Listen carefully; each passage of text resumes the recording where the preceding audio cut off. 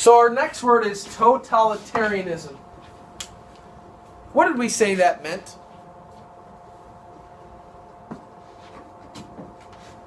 What does this word mean?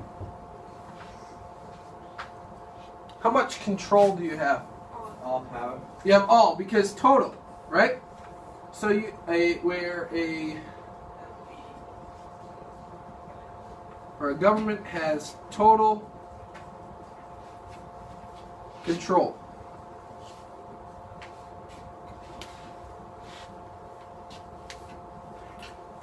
Who else can tell me something else that it means? Let's see here. Jesse, do me a favor. Search it up. See what it means. Totalitarianism.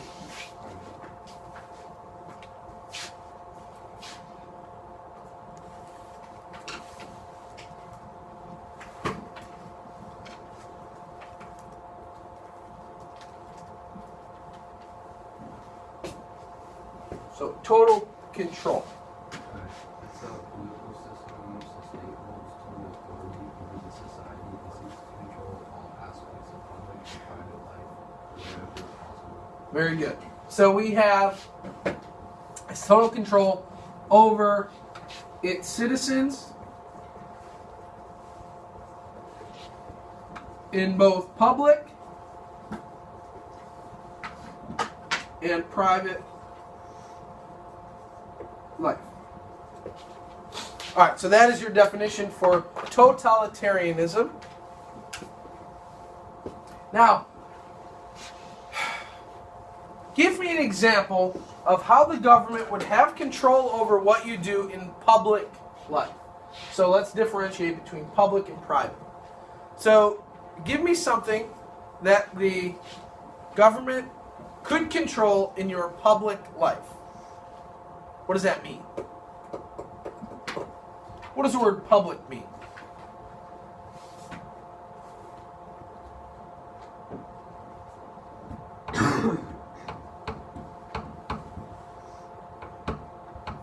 Hey, so that totalism thing, right? Would they have to know their love life too? Even though it's private? Well, I'm gonna get to that, what that means. But first, I want to know what public means. Public, like outside, in the public area. Outside. So what would be an example of how the government would control the outside world? It will be caged in. I mean, locked in. Okay, maybe not that extreme.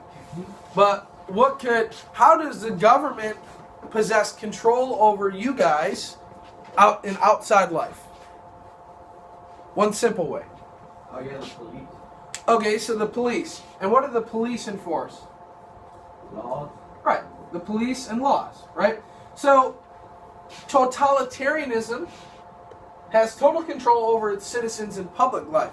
So they have laws. Now, in totalitarianism, these laws are extremely strict.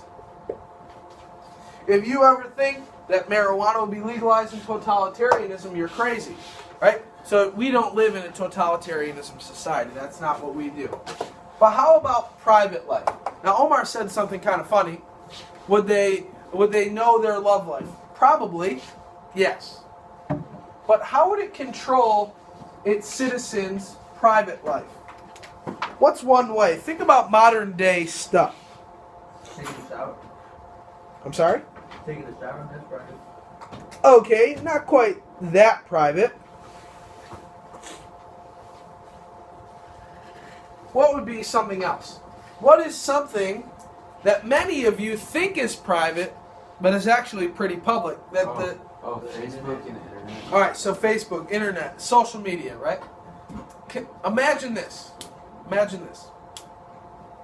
Imagine the government, every time that you said something, I'll make it even more to your level. Think about teachers and the principal. Every time that you said something bad about a teacher or the school on Twitter, many of you do, you got in trouble for it. Now, if it's really, really bad, you do get in trouble for it. Let me put it that way. But there are many of you who, and by you I mean students here at the school, who say bad things about the school, just venting or blowing off steam, as they say. But imagine getting in trouble for it every single time. Imagine Omar leaves my class today and he's like, man, Mr. Kerr is so boring. He's making us work and it doesn't even make sense. He doesn't know what he's doing. He puts that on Facebook or Instagram or Snapchat or whatever. And then tomorrow Omar comes to school and he's got 2 Saturday detentions. Would that be fair? No, it wouldn't be fair. You'd feel bad for him? Is that what you said? I feel bad for a teacher that Mr. Wilkins. Oh, you feel bad for teachers. But so that would be an example of totalitarianism. All right, so got it back quickly.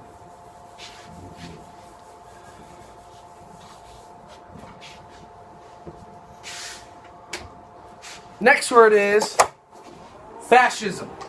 Say it with me. Fascism. Say it with me. Fascism. One more time. Fascism. Okay. The C is silent, almost. It almost acts as an H. Fascism is different than totalitarianism. Now, it's sort of a subgroup of fascism or of totalitarianism, but it's different because it's a political movement that promotes extreme forms of nationalism. Now, we've talked about this at great length. What does nationalism, what does that mean? The word nationalism.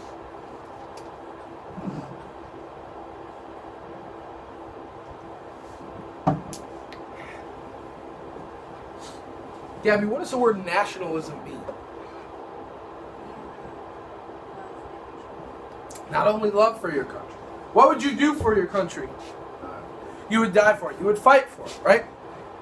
So that's an extreme form of nationalism. Now, we think it was a good thing, right? Patriotism, very good to be patriotic.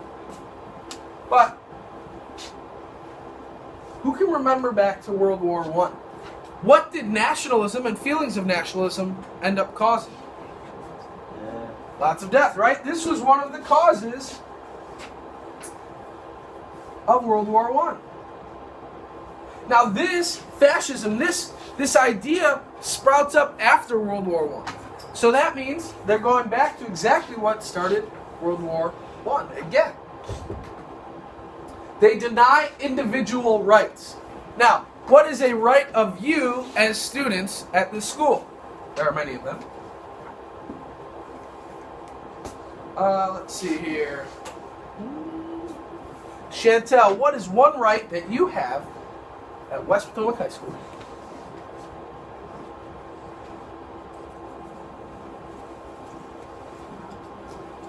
You're allowed to wear whatever you want. You don't have to, there's no dress code. Well, within limits, there's a dress code, but you don't have to come in a uniform here, right?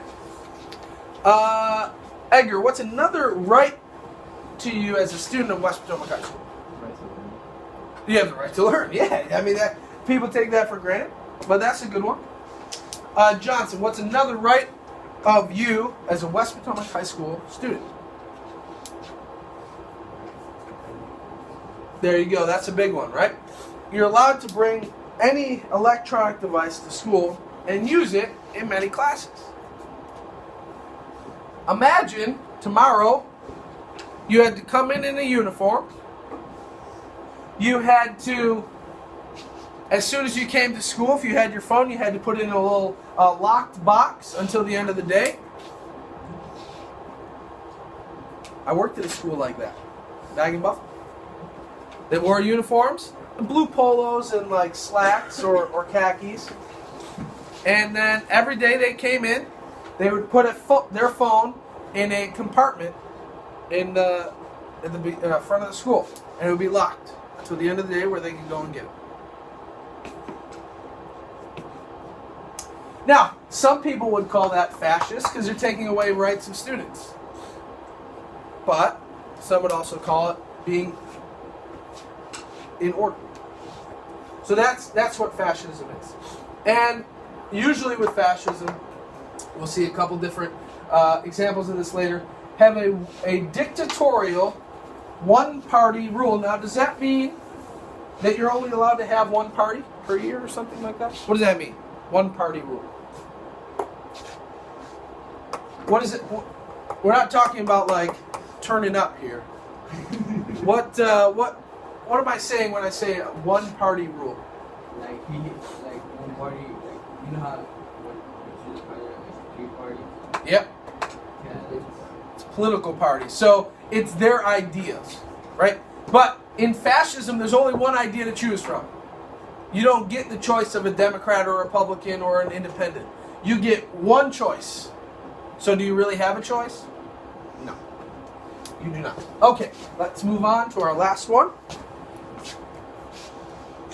And that is, as much as we know, is Nazism. Now, Nazism is, again, getting further down the line, is a form of fascism.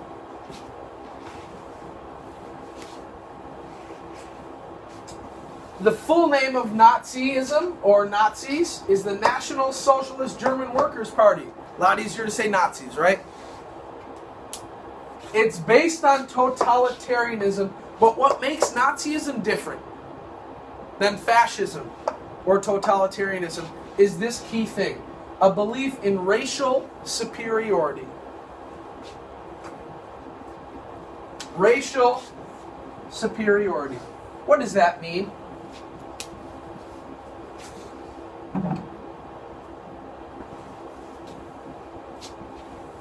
Monty, you know what that means?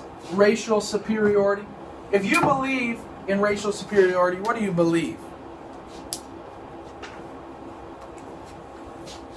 Anybody?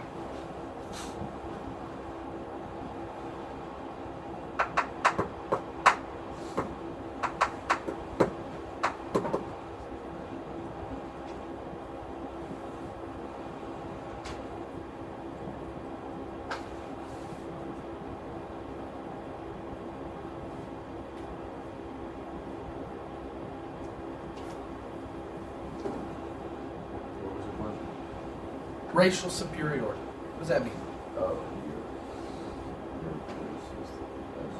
So your race is the best, right? Because superiority means better than all others. And racial means race. Not talking about a running race. Racial superiority defines Nazism. It separates it from fascism, because in fascism you don't have to be superior racially. The Nazis are going to purport this one race.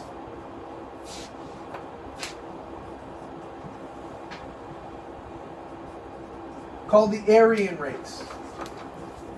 Now, some will say that this race is made up. Others, knowing a little bit more history and biogenics, know that Aryans was a race and it was a group of people. Now, can anybody in here dig deep into their World One minds and tell me where the Aryans came from?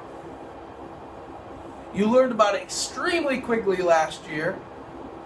It's part of the SOLs every year.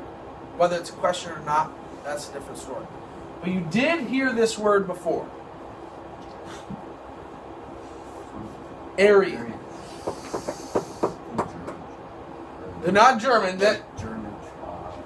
They're a Germanic tribe, yes. Where did they invaded somewhere?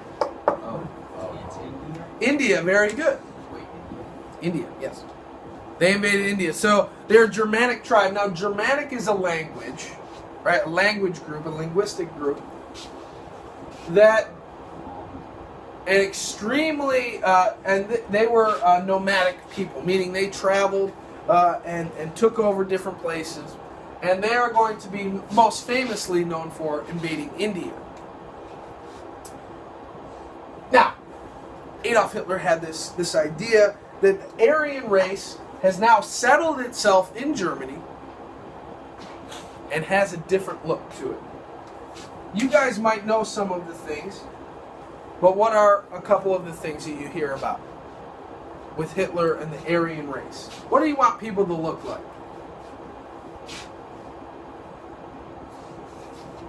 Blonde hair. What's the other one? Blonde hair and blue eyes. Physically fit. Right-handed. Being left-handed is a weakness. It's a crutch. It's not like everybody else.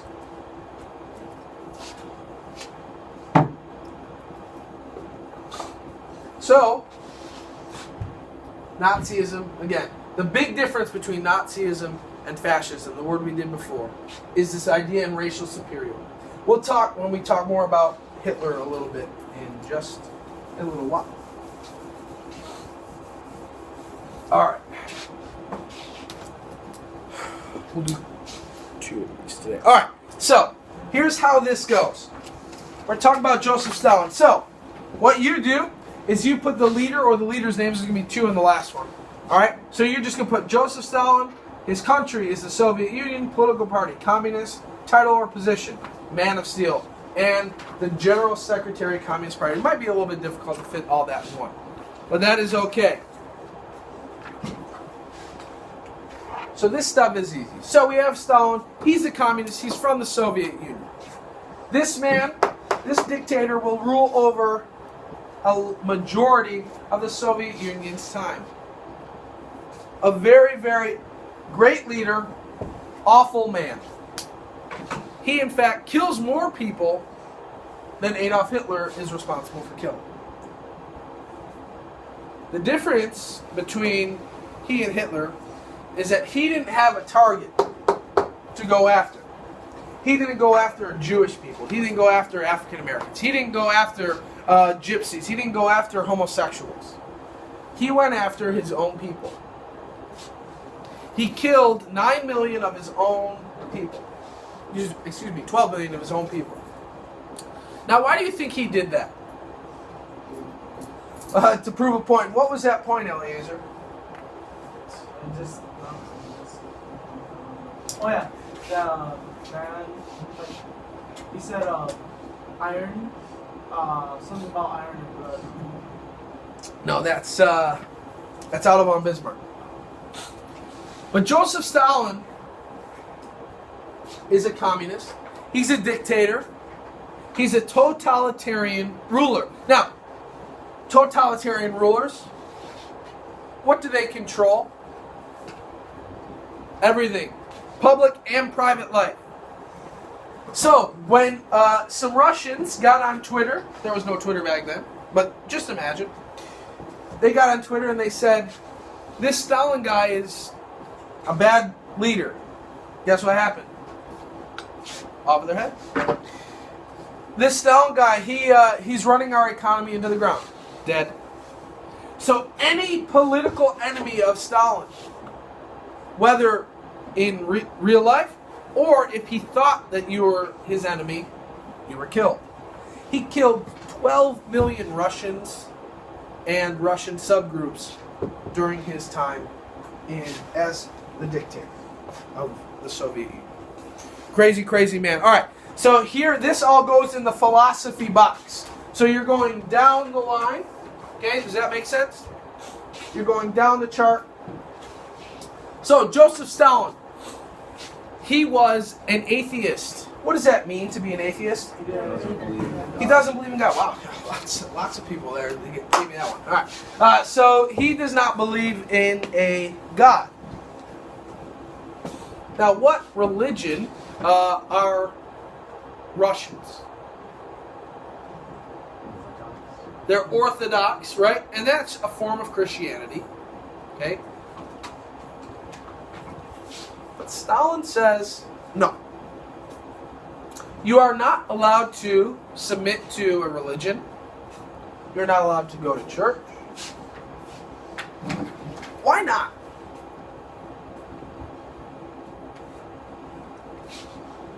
Why am I not going to let you go to church?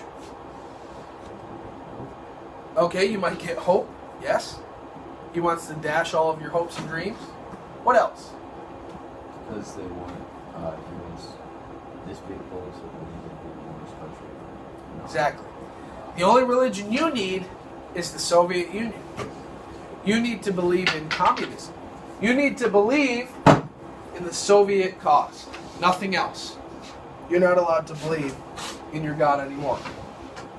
He's also a socialist. And a socialist deals with the economy. So, all production is grouped and then given back out. Who in here has a job? Aruma. You go to Giant on Thursday, so you can get your paycheck. Well, how much is it? $100. Katie, when you go to, I forgot where you were. Okay, and you get how much for your paycheck? Like 200. Eliezer, we've talked about this before. Just give me a number.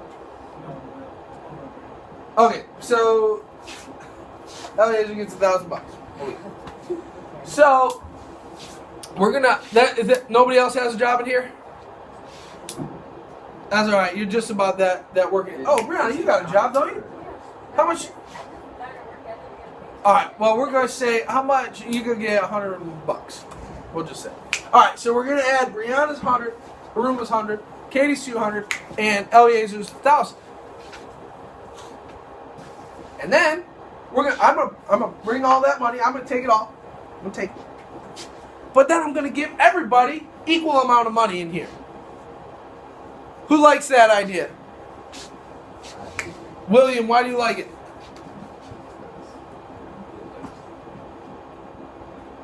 You didn't do anything, but you're going to get some. Right? That's nice. Eliezer, you like it? Why? You worked for your money. But it's our money. It's our money in socialism. Okay? We get that, right? That makes sense? I know I'm drilling that home. But it's an idea that's going to shape the 20th century. All right, here's a lot of stuff. Here's a lot of stuff. All you have to write for 5-year plans is that they're impossibly high economic goals. So I'm going to put... So cut down 5-year plans so that it just says impossibly high economic goals. That's all you have to put. He runs a command economy, meaning it comes straight down from the government. The government owns all business. We share everything equally. And we make all the decisions. He kept coming up with these 5-year plans. They were laughable. Once the real figures actually came out. But he said, we're going to come up with these 5-year plans. And we're going to, so this will go on to economic policy. Yeah, all. He said, in the next 5 years, we will produce 1 gazillion pounds of wheat. And we will produce 1 quadrillion pounds of steel. All right, those are crazy numbers, aren't they? Numbers you can't reach. Numbers that nobody understands. But then at the end of the 5 years, guess what he says? Guess what? We made it. Let's do it again. Okay? So he's lying to his people. But why does he lie to them? To get them motivated. To tell them, yes, we did it. We produced these. Except he's mixing up all the numbers. He's screwing them all up to show that I'm a good leader. You are good workers. Let's keep going. So he's making his people brainwashed into thinking that they're doing good when actually they're not. And then farms. Nobody's allowed to own an individual farm. Everything is together. Everything is together, and we're going to produce everything for everybody. Eliezer, even though he produces half of the amount of tomatoes for this entire class, everybody gets it equally. He doesn't get to keep all those. That's how communism and socialism work. Yes, it's very nice for those people who cannot work. And it's nice for everybody because it's equal. However, as humans are not all equal in everything. That's just a fact of human nature. But it's good that it's not like that, right? Not everybody in here can come and play on my baseball team.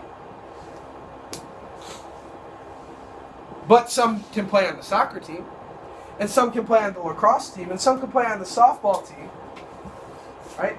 We don't have the same skill set. We're not born with the same skill set.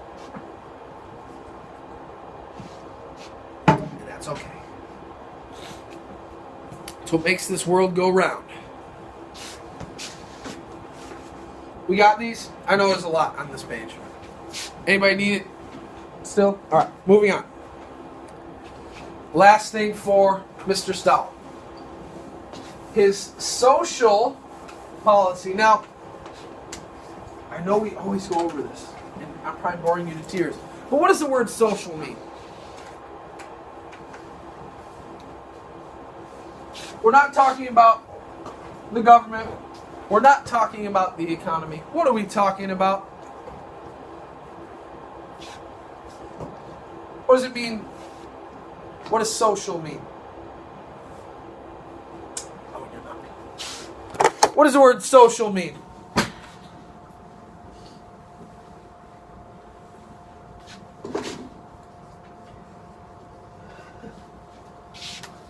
What does social mean?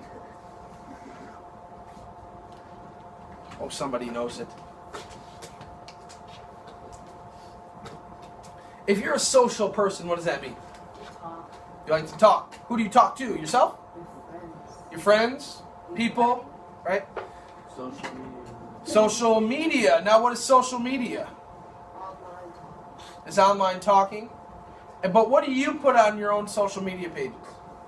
Hey, I'm going to work. It's stuff about you. It's stuff about your life. Social talks about real life stuff. None of us in here are professional economists. None of us in here hold a political office. Yet in history, we always talk about who was the ruler, what economy did they have, how much money did they make, what country did they take over, right? That stuff none of us care about. But social stuff is the stuff that affects us every day, right? That kind of stuff makes sense. All right, now you can get the rest of the notes.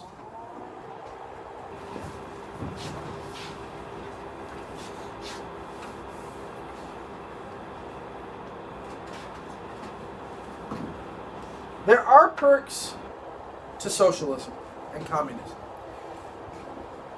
Besides being truly equal, free education, free medical care, daycare, public housing, all that kind of stuff is provided by the government because they're collecting everybody's money and then distributing it how they see fit.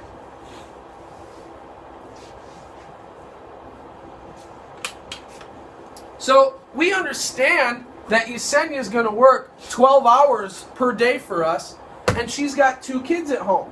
What is she going to do with those kids? We need her working. So Yesenia has free education. If they're not of education age yet, we're going to put them in daycare. That's kind of nice, right? Now, yes, you're working 12 hours in some dumpy factory or something like that with terrible working conditions. But at least some things are taken care of for you. Because it's all provided by the government, it's all controlled and it's provided for you. That doesn't mean it's glamorous. Doesn't mean that it's the best daycare option for you, Cindy.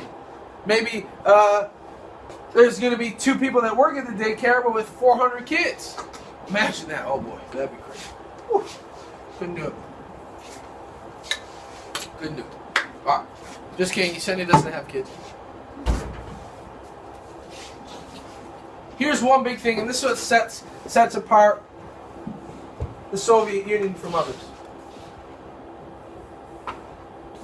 They give equality to women. At an age where many countries still does not give a rat's you-know-what about women at all. Alright, we're going to do the next one, then we're going to stop and do something else.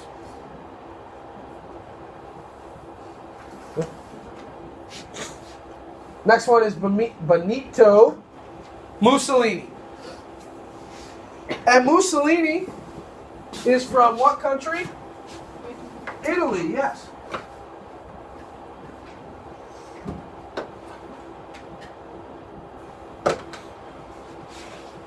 He is from Italy. Don't talk a whole lot about Italy at all, really, this year. But we do talk about Mussolini because he is a fascist. I remember it's a subset of totalitarianism. But fascism, what does fascism have that totalitarianism doesn't necessarily need? You can look back at your definition. What does it have that others do not? What? He's not a douche. That says il duce. Yeah, I know what I'm saying. Oh. What do you need to be in order to be a fascist? What do you have to have? You look at your definition. It's on the paper.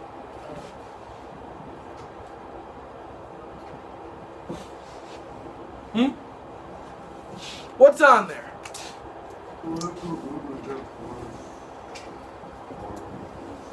What? Say it one more time louder. Movement that promotes Extreme form of nationalism. Yes. You have to love your country in order for you to be a citizen of that country. You must die for it, or at least be willing to, in order to be a fascist. Benito Mussolini is an extreme fascist. He is extremely nationalistic. He loves his country so much. He is not a socialist, so don't get that confused. That means he doesn't want to take everybody's money and distribute it evenly. He does not want to do that. But on the other hand, he's not an individualist either. He doesn't say that one person should make all of the money.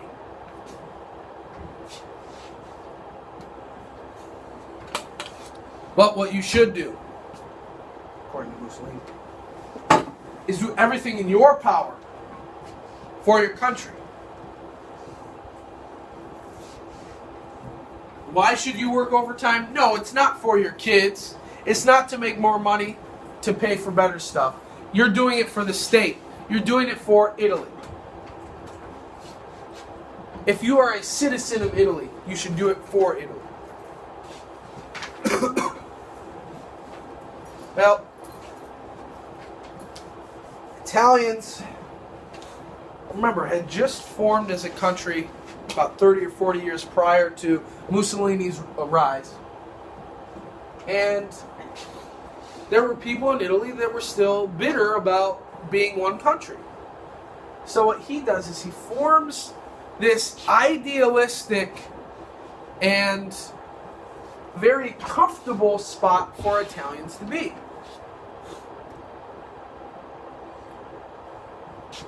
Now it was forced, of course. You can't make everybody do that unless you're policing it somehow. But he will. And these little dots down here, those are all people. So people flocked to this guy. He did a lot of good stuff for Italy. Before his people then killed him and dragged him through the streets. But that's later.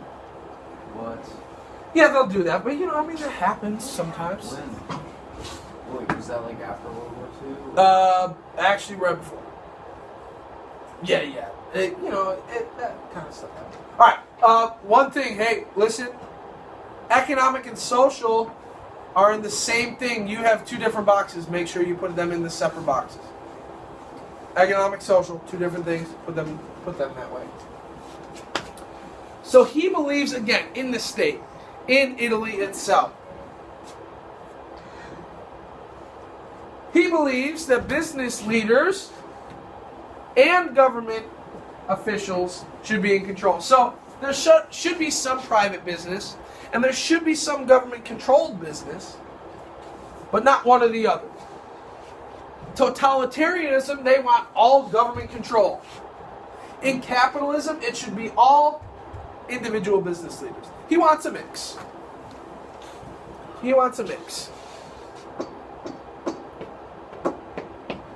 His social ideas. Basically, ladies, your job is to have children. That's what he said. That's what he said. Why is that? Why is it women's obligation to have children? Yes, because women have children. I know that. But why is that an idea of his, do you think? We need more politically. Not more people, more Italians. We need more Italians out there. We need more strong-minded Italians. You can't go off in the factory, Imani.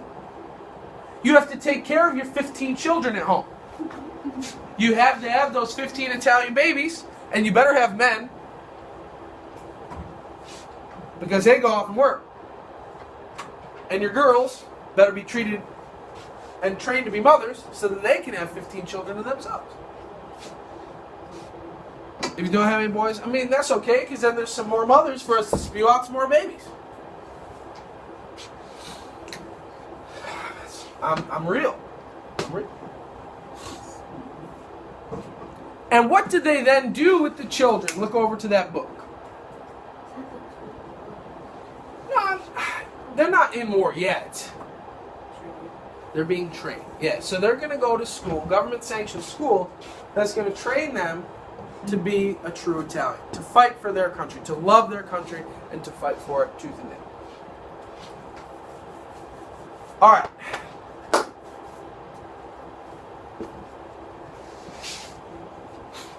That'll be the last one for today. I don't want to